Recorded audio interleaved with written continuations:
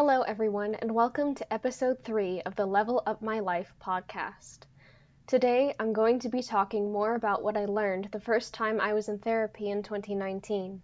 The main themes for this episode are social anxiety and self-esteem.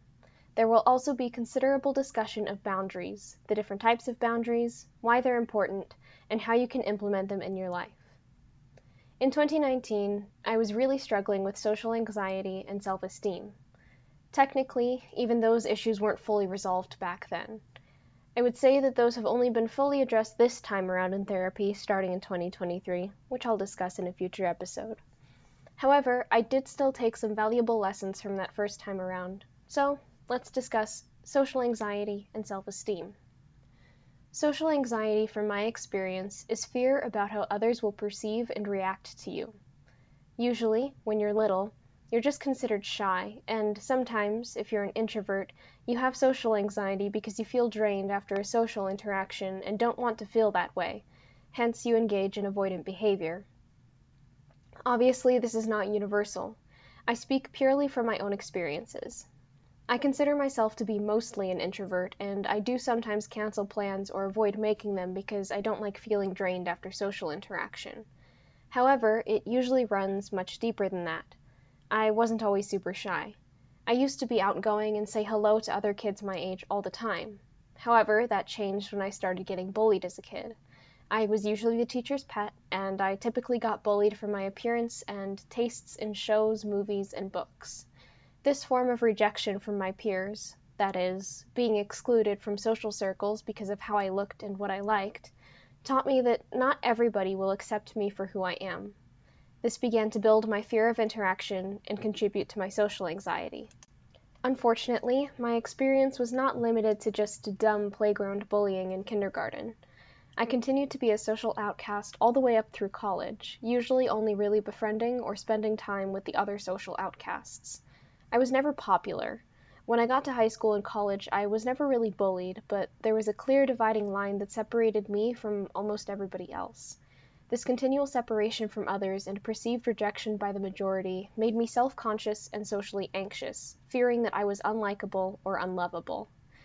To me, these instances all counted as a rejection or a failure on my part, and I became hesitant to interact with others, even when nobody had outright said that they hated me or didn't want to be my friend.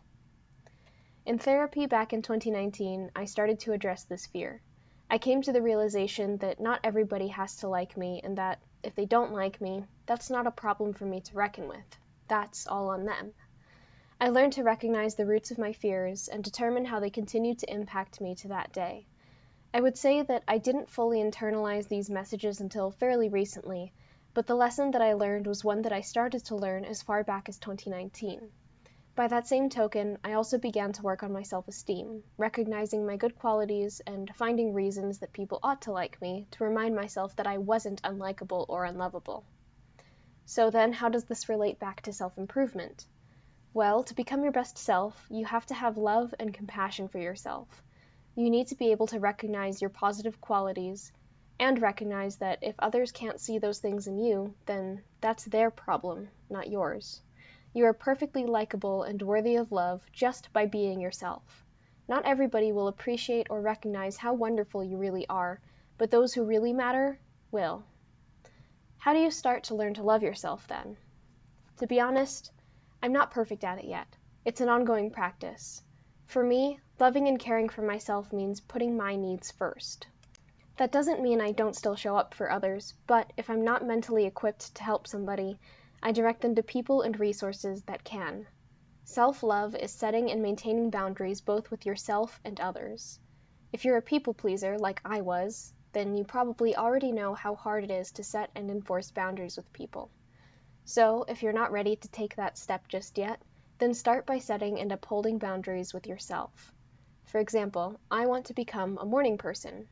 I want to be used to and happy with waking up at 6 a.m. every morning. However, I'm currently going to bed late and sleeping late, usually waking up around 10 or 11 a.m. instead. So, how can I change that? I set a boundary for myself. I set an alarm on my phone that goes off at 8 p.m. every night, and when that alarm goes off, that's my cue to go upstairs and immediately start getting ready for bed. Now, am I always the best at enforcing that boundary? No. Some nights I stay up later because I want to spend time with family and friends. I evaluate my needs and wants and weigh the benefits of staying up late to socialize versus going to bed early, and I choose accordingly. Do I always make the best choice? Certainly not. I am still very much learning, but I'm already getting better. Another example of internal boundaries to set with yourself include eating healthy. You might limit your sweet snack to only one per day instead of grabbing one whenever you want. Or you could decide that you only eat dessert when you're out with friends at a restaurant. You can also set boundaries around time. I was a very busy student in college, and I will soon be a busy student in grad school. I have learned that I need to spend quality time with family and friends to maintain my sanity.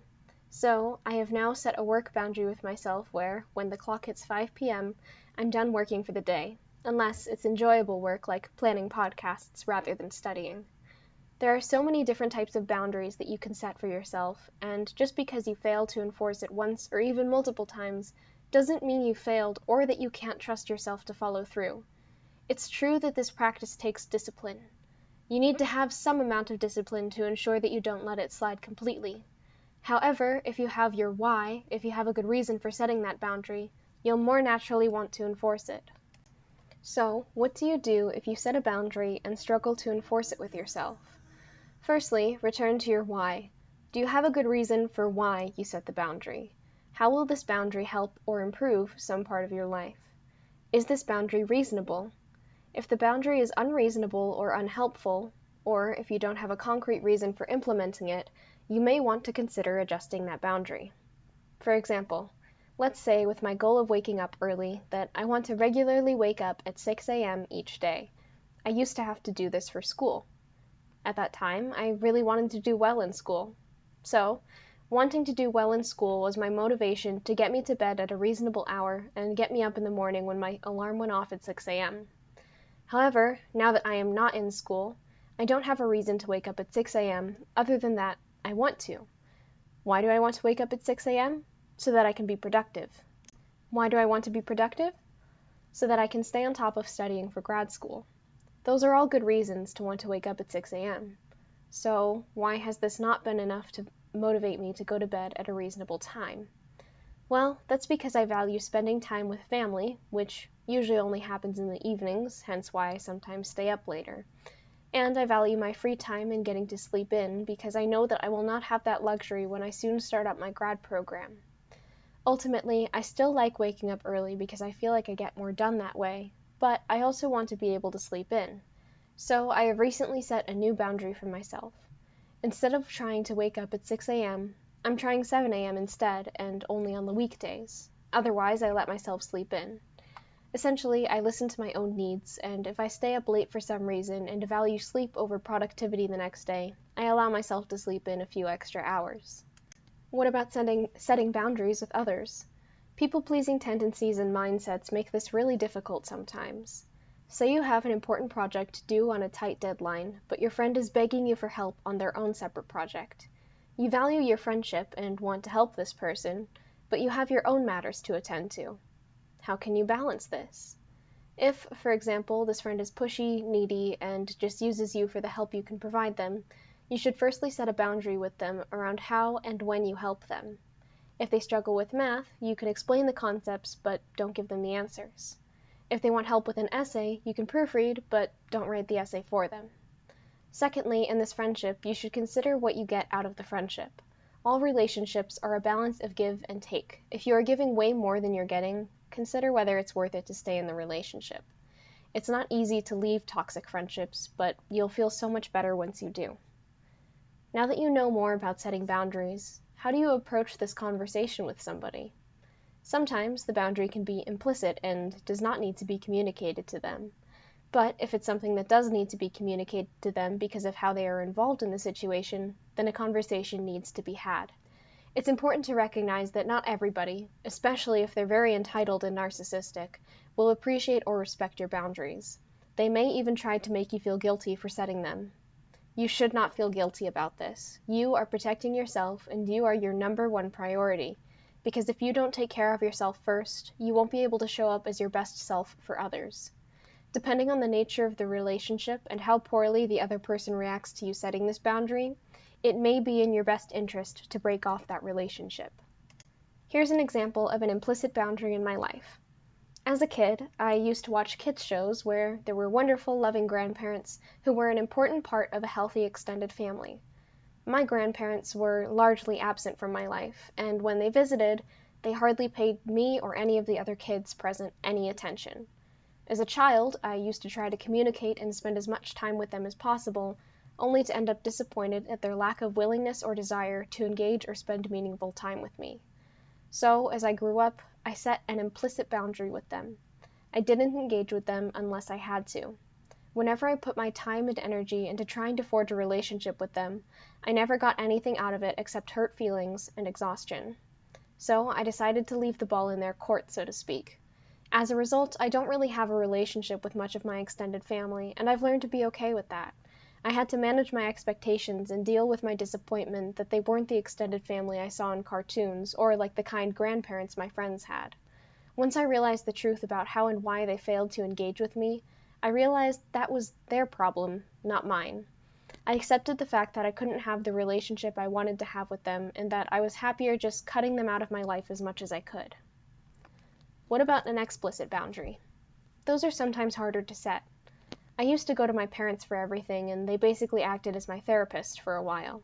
They are always well-intentioned, but sometimes when they get going on a subject, they don't stop, and it becomes overwhelming because it's either not what I need to hear, I need time to myself to process something, or I've already gotten the point. So, after discussing boundaries with my second therapist, I talked to my parents. I let them know that I greatly appreciate their love, support, and feedback, but sometimes I just need to process something on my own. Thankfully, they received it well, and now when they get going on a subject, I'll let them know that I've got it and I need some time to think. As always, you will get better at this with practice. To improve, you can start by identifying where boundaries in your life are needed. If you are having trouble with this, a therapist should be able to help you. Once you've identified some areas where you need to set boundaries, start by setting boundaries with yourself, then implicit boundaries with other people, and as you manage to set and maintain these boundaries, you will gain confidence, see the improvement these boundaries make in your life, and it will become easier to approach a discussion of explicit boundaries with others in your life. For me at least, my self-esteem and social anxiety were closely linked, and I believe this may be the case for others, because when you feel very confident in yourself, what other people think matters less and less. For example, if a stranger or somebody I didn't otherwise know very well came up to me and said something like, "You're ugly," or "You're lazy," or some other insult, it wouldn't bother me. For one thing, they hardly know me, and why should I trust their judgment of me over my own? Additionally, because I'm confident in myself and don't perceive myself as ugly or lazy, their comments don't get to me. This can be trickier when it comes to friends and family. If they regularly belittle you and insult you, that's a toxic relationship that definitely needs some boundaries if you don't cut this person out of your life entirely. You are too valuable to waste your time on somebody who can't see the good in you. They don't deserve your time if they're going to treat you poorly. It might be hard to believe it sometimes, but you doing your best is enough. And just by being yourself, you are worthy of people who treat you kindly and accept you exactly as you are, faults and all. Now, it took me about 5 years to fully internalize all of these lessons, and so if this doesn't perfectly resonate with you just yet, that's okay. As you continue to learn, grow, and develop confidence and self-esteem, it will come more easily. Sort of like with repeating affirmations, you may not believe them at first, but through consistent practice, it'll feel more natural and believable. I can still remember a few years ago when I struggled to believe these things myself, but I promise that with consistent work and growth, ideally with the help of a therapist, you will gradually find that you do align with these statements and believe in your own self-worth. I truly hope this episode was helpful and enjoyable. In the next episode, I'll be discussing some of the lessons I learned in my second round of therapy and how I've been implementing them in my life. Thanks for listening, and I'll talk to you all in the next episode of Level Up My Life. Sending you all the good vibes.